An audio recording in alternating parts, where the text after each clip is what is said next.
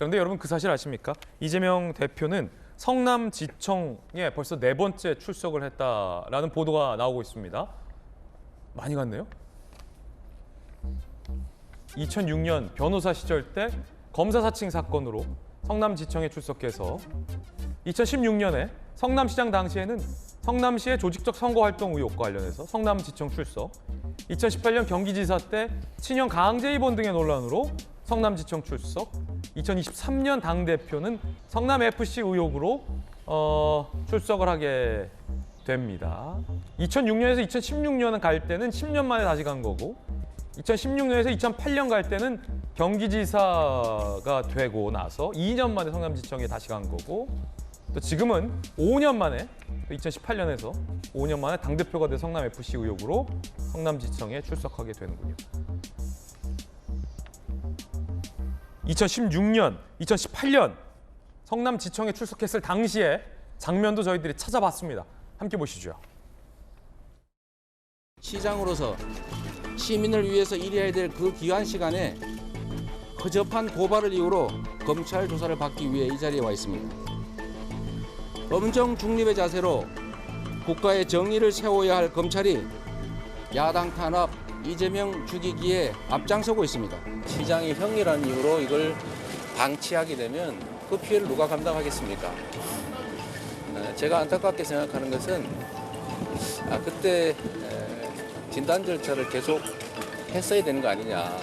정치적 문제제기나 또는 이런 정치적 공격 때문에 사실상은 중단했고 그 점에 대해서 저희 어머니나 가족들은 매우 안타깝게 생각합니다. 4번째 성남지청에 출석하기 때문에 이 대표 입장에서는 다른 지역 검찰 청사보다는 익숙할 것 같습니다. 아닌가요? 아무리 많이 가도 익숙치 않을 것 같기도 하네요. 4번의 성남지청 출석했다라는 내용 혹시 다시 한번 우리 PD님 띄워줄 수 있으실까요?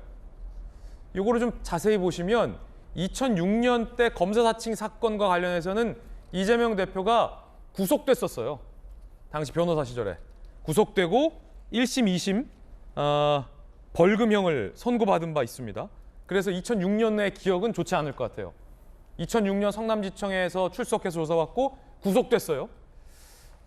그리고 2016년 성남시 조직적 선거활동하고 2018년 경기지사 친형 강제 입원 등 논란 관련해서는 출석은 했지만 이 대표가 이렇다 할 처벌이나 아니면 유죄를 선고받은 것 같지는 않습니다.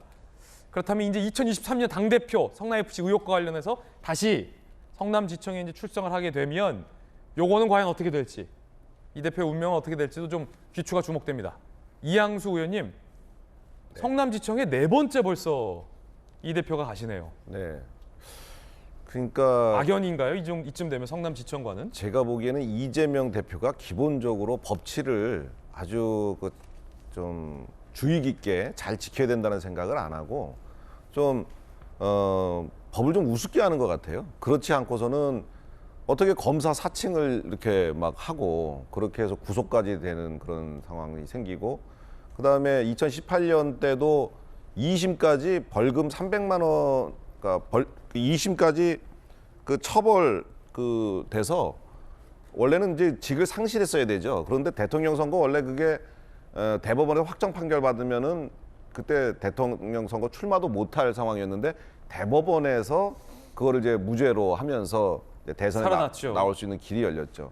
어떻게 보면 그때 당시에 좀 대법원에서 어떻게 법률에 의한 것이 아니고 대선을 염두에 둔 좀 여론을 좀 많이 의식한 거 아닌가 하는 그런 저는 좀 의혹도 생각을 해봅니다만 어쨌든 판결은 그렇게 났습니다. 근데 이런 거를 볼 때 이재명 대표는 상당히 법을 평상시에 아주 반드시 잘 지켜야 된다가 아니고 웬만하면 좀 걸리지만 않으면 좀 우회할 수 있는 거 아닌가 이런 편법이라든지 그리고 법에 대한 너무 안이한 생각을 가지고 계신 거 아닌가. 그렇게 법에 대해서 너무 안이한 생각을 가지고 계신 분이 이렇게 당대표가 되고 대권에 도전하는 것이 과연 대한민국의 이로운가 저는 이런 생각도 해보고요. 이재명 대표가 특히나 저는 이 성남FC 사건과 관련해서 오늘 출석하면서 전혀 걱정하지 마라. 나는 무죄를 확신한다 이런 얘기를 하시는데 저는 진짜 납득이 안 갑니다. 왜냐? 저희 강원도에도 강원 FC가 있습니다. 강원 FC. 예, 다른 시도에도 다 그 축구단들이 있습니다. 성남시만 있는 게 아니에요. 그런데 저렇게 성남시는 뭐 해줄 테니까 축구단에다가 돈 기부해라 이렇게 해갖고 돈을 받아서 축구단을 잘 운영했습니다. 돈 크게 안 들이고. 강원도는 바보라서 FC에다가 기부금 못 받습니까? 강원도에다가 예를 들어 그 뭐 자연 녹지 해제해 줄 테니까 당신들 와서 여기 기업 지어라. 그리고 대신에 FC에다가 한 100억만 내라. 그럼 안 낼 기업이 어디 있습니까? 누군 못 타서 안 하냐? 그건 위법이기 때문에 못 하는 겁니다. 예. 다 그 기관장에 대한 제3자 기부라든지 이런 것 때문에 그런 거를 못 해주는 거거든요. 그런데 저렇게 본인들만 본인 FC만 받아도 되는 그런 법이 있는 것도 아닌데 그렇게 해놓고 나는 문제가 없다라고 얘기하는 것은 전혀 어불성설이기 때문에 저는 여기서도 이재명 대표가 법을 너무 우습게 한다. 본인이 법을 어기고 잘못했으면 그에 대한 응당 책임을 질 자세를 가져야지 어떻게 저렇게 법을 우습게 알고 아무 죄 없다고 처벌 걱정하지 말라고 저는 태도 자체가 받아들일 수가 없습니다. 자, 성남시청에 벌써 네 번째 이양수 의원님 의견 들어봤습니다. 전재수 의원님 어떻게 보십니까? 네 번째. 법을 우습게 알면 안 되겠죠. 예. 법을 우습게 알아서 아는 사람이 정치를 했어야 되겠습니까? 뭐 그렇게 단정적으로 말씀을 드리기에는 조금 좀 과한 말씀이 아닌가라는 말씀을 드리고 네. 이게 팩트만 말씀드리겠습니다. 팩트. 그러니까 뭐 주관적으로 법을 우습게 아니에요. 저는 그거는 뭐 우습게 아는지 아는지는 모르겠죠. 그러나 팩트만 좀 말씀을 드리자면 뭐 이제 성남지청에 4번 갔기 때문에 법을 우습게 한다. 그럼 범죄 혐의를 봐야 되겠죠. 왜 갔는지.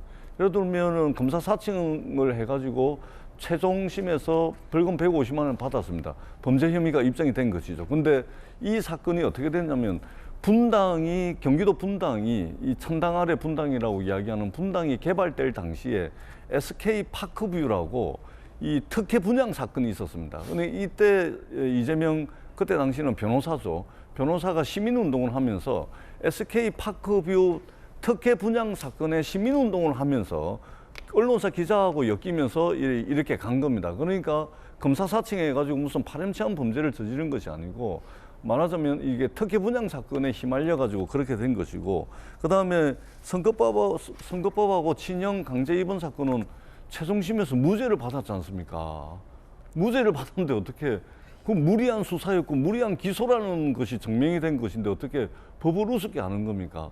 대한민국의 형사사법 절차를 거쳐서 1심, 2심, 3심을 해가지고 무죄 받은 건데 그걸 어떻게 법을 우습게 하는 걸로 해석이 되죠? 저는 굉장히 의아스럽다 이 말씀을 드리고 그 다음에 그 성남 FC 말씀드리면 있잖아요. 그냥 이재명 시장이 만든 게 아닙니다. 이것은 있잖아요. 국민체육진흥법하고 성남시 시민 프로축구단 지원 조례에 따라서 성남시 체육회가 설립한 시민구단이고요. 예를 들면 이 성남 FC는 성남시의 예산으로 운영이 되는 겁니다. 예를 들면 성남시장이 예산으로 그냥 성남 시민 예산으로 축구단을 운영하면 되는 건데 굳이 제3자 뇌물죄를 위반해가면서 뇌물죄를 저질러 가면서 후원을 받을 이유가 뭐가 있습니까? 그냥 예산으로 하면 되는 거예요. 그렇지 않습니까? 근데 이 성남시 예산이 그때 당시 예산이 2조 3천억입니다. 1년에 2조 3천억 예산을 쓰는데 축구단 운영하는데 한 5, 60억 정도 드는데 세금으로 쓰면 되는 거예요. 근데 굳이 광고하고 후원하고 이렇게 열심히 해가지고 말하자면 재원을 땡겨왔단 말입니다. 그러면은 땡겨온 만큼 성남 시민의 예산이 아껴지는 거죠. 절약할 수 있는 것이죠. 아니 제3자 뇌물죄까지 저지르면서 왜 축구단을 운영합니까? 그냥 세금으로 그냥 운영해버리면 되는 것이죠. 그렇기 때문에 이것은 제3자 뇌물죄를 적용하게 되면 전국의 기초단체장, 광역단체장 전부 다 이게 공익적 활동을 하는 선출직 공직자가 제3자 뇌물죄 전부 다 적용됩니다. 제주FC, 인천FC, 서울FC 전부 다 그렇고요. 이 조례에 후원받을 수 있고 그다음에 광고 영업을 해가지고 이 기업들로부터 지원을 받을 수 있도록 조례에 다 돼 있습니다. 뿐만 아니고 이 광고비를 가져왔다 그래가지고 나중에 성과급을 가져가거든요. 근데 성과급을 이 사람들이 많이 가져갈 것 같아서 이재명 시장이 그때 당시에 광고 성과급 한선을 10% 이하로 줄이기까지 합니다. 성과급을 많이 못 가져가게. 그다음에 이 성과급을 책정하는 것도 당시에 성과급 심의위원장이 구단 대표이사인데 그 내부 사람이 대표이사를 맡게 되면 성과급을 많이 가져갈 우려가 있기 때문에 이것을 성남시 체육국장이 위원장을 맡게 하는 겁니다. 이런 식으로 해가지고 쭉 해왔던 건데 이것을 제3자 뇌물죄로 해버리면 전국의 선출직 공직자들이 말하자면 기업 유치 활동하고 뭐 이렇게 하기 위해서 저지른 모든 것들이 제3자 뇌물죄가 될 가능성이 있다. 이 말씀을 드리고 제가 말씀이 길어서 죄송한데 예, 딱 그러면 한 또 가지만 나눠서 다음번에 요 딱 한 가지만 아니요, 말씀드리겠습니다. 발언 기회 드리겠습니다. 자, 딱 한 가지만 아니, 말씀. 잠시만요, 전재수 의원님 혼자 더 많이 드릴 수가 없어서 제가 또 발언 기회 자주 드리겠습니다. 여러 번 나눠서 여러 번 하시면 됩니다. 한 분이 길게 하시면 방송 진행이 좀 어려울 수 있기 때문에 자, 오늘 전재수 의원님 많이 준비해 오셨습니다. 좋습니다.